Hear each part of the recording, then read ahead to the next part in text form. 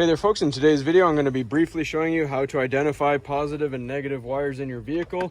And to do that we're going to be using this Automotive circuit tester here. So it has a couple of alligator clips on the end of it, a small alligator clip here, and your tester with a nice sharp needle. So first thing we're going to do is check out where your battery is, depends on what vehicle you have.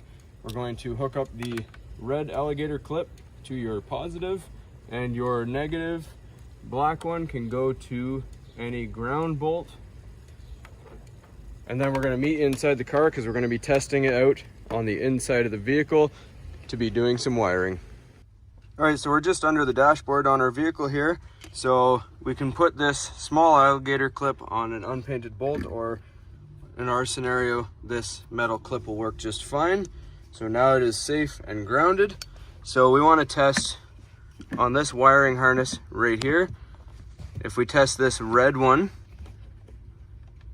we will see our light illuminates red. That means that is a positive wire. Now if we go, there's this green wire on this harness right here. So there's a little metallic piece. We don't actually have to pierce any wires. If you look closely at your harness, you'll see a little metallic clip.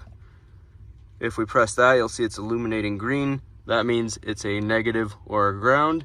So when you're wiring your vehicle with any sound stuff, lighting, this will help you identify where your ground is and where your positive wires are. So that's all there is to it, folks. Keeps you nice and safe, makes sure that your wiring is correct.